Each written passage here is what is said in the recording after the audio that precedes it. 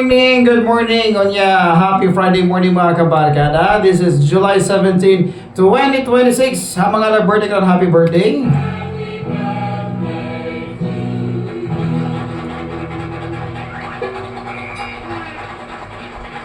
Alright, this Friday morning natin pagkahisgutan mga kabarkada. Usa sa mga pinaka-importante nga factor sa itong kinabuhi. Kani gitawag na ito mga kabarkada maog.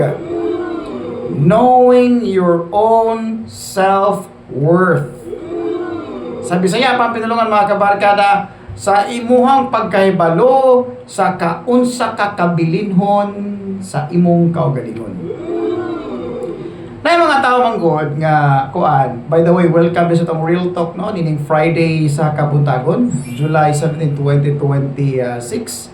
Na mga tao magud mga kabarkada nga sa kadugay na nga panahon ba kanang malimta nila ang gitawag nila og self-worth. Nga usa sa pinaka vital kayo mga kabarkada kaning gitawag nato og self-worth. Now this morning, whatever you do right there, ug unsa pa imong mga gipang utingkay diha, unsa pa imong gikabisihan diha, minaw na nako ha. Usahay malimta na to nga importante po di ay ta. Usahay malimta na to mga kabarkada nga kanang valuable po di ay ta.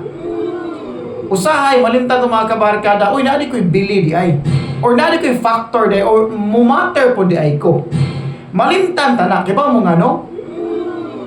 Tungod na sa inyohang mga kanang pag-focus sa mga butang nga dili hawak si mong control. Kumbaga, dili hawak si mong beat ba? So, mao na siya ang realidad sa kinabuhi mga kabarkada. So, if imo siyang mabantayan pag-ayo, no? Sa kadugay nga panahon, let me ask you this question. Karon takna sa Kabuntagon, ining takna nga alas 9:34 sa Kabuntagon. Nakahuna-huna pa ba ka nga importante ka? Or naa pa ba kay value sa imong kaugalingon? Or nakita o na-feel pa ba ni mga gi-value ka sa ubang tao? Kaya ang pinakauna mga kabarkada nga i-value is ikaw sa imong kaugalingon. Mao na'y pinaka-vital mga kabarkada sa matag usa dapat. Nganuman, naay panultihon mga kabarkada, you cannot give what you don't have. Sa Bisayang pinulungan, dili ka makahatag kung wala ka ni ining butanga.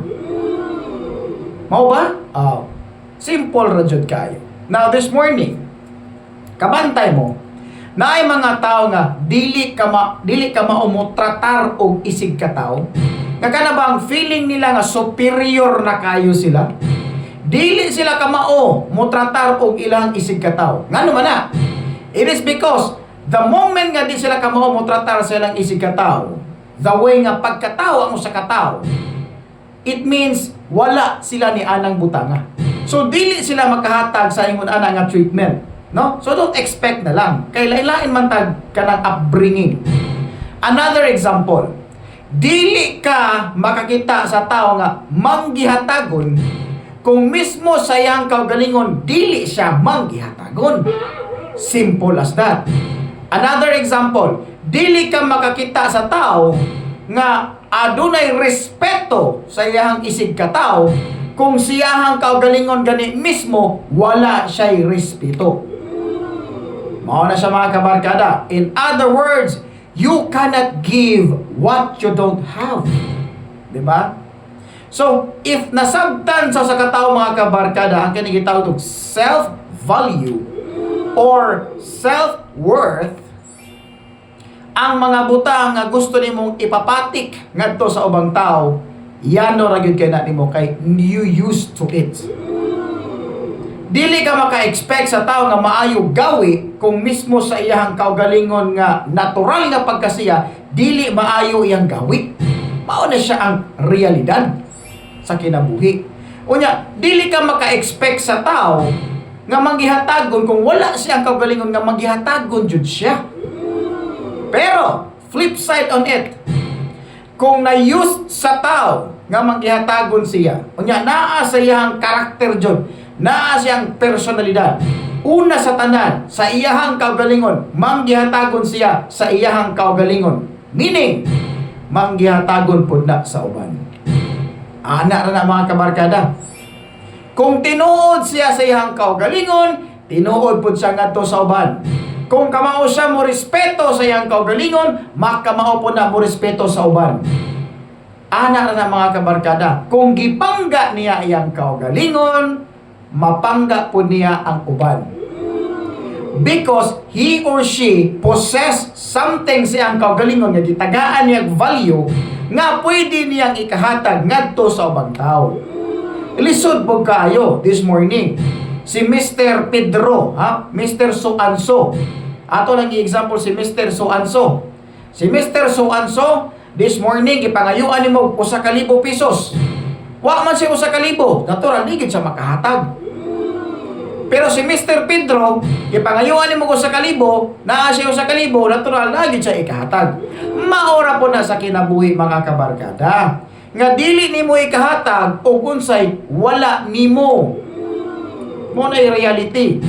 Busa, tutuki pag-ayo ang mga tao nga adunay mga batasan nga depektoso.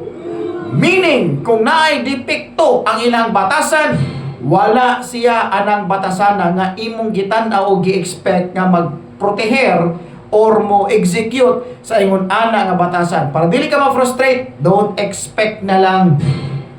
Expectations can cause kanang stress mga kabarkada. Kay nga naman, og dili ma-meet up imong expectation nga, hala uy, kanang gikan na siya prominenteng pamilya. Pero nga lagi wala gi siya batasan. Ayaw pagdahom. Kay dili tanang gikan sa prominenteng pamilya adunay saktong pamatasan. In other words, dili tanang edukado na saktong pamatasan o dili pod tanang way grado walay saktong pamatasan. Lain-lain na depende sa pag-upbring mga kabarkada. Ngano man lagi karong panahon na lagi daghan tong mga edukado, mga graduate pa sa mga sikat o mga sosyal nga eskwelahan nga kung maghisko ta og kanang pakigsumpaki sa mga abilidad sa utok, ay daog gyud kay permanente. Mga prominente nga mga eskwelahan pero ngano man lagi sa realidad karon, sila pa ang nangawat og nahimong kawatan sa ato ang kaban sa panggobyerno. O ngano man lagi na.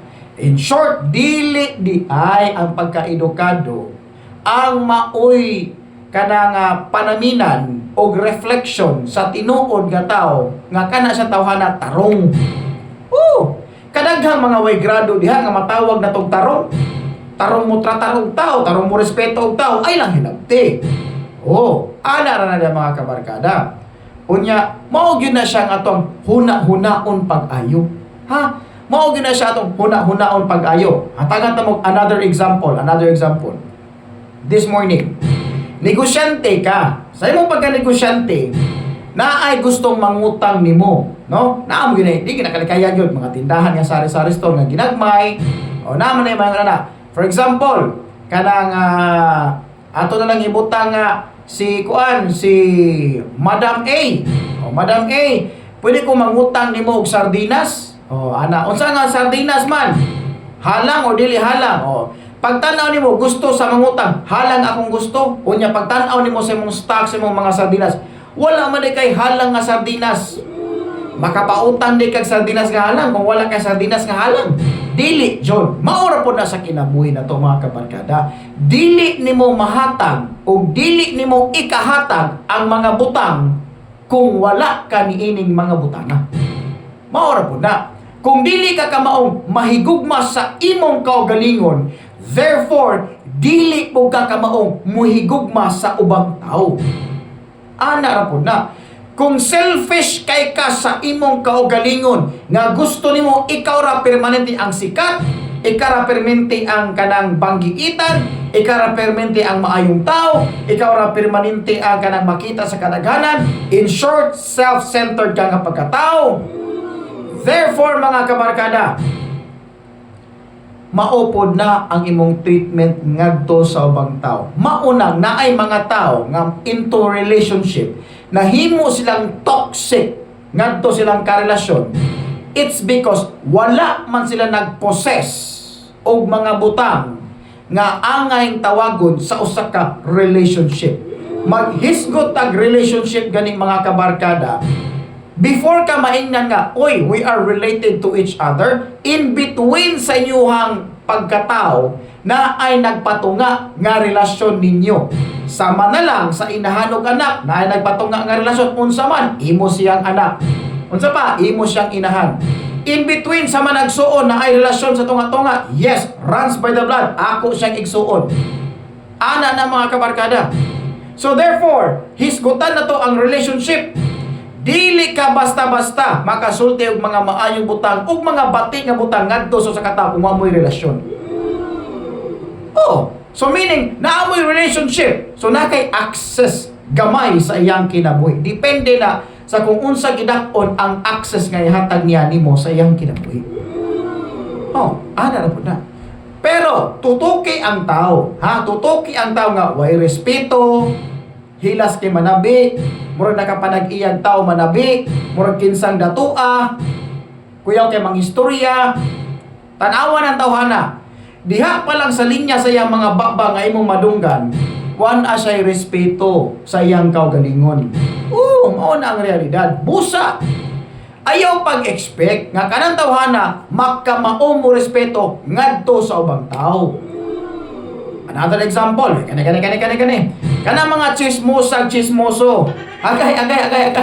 Among na pong sibilyan. Kana mga chismoso, ha? Paminaw.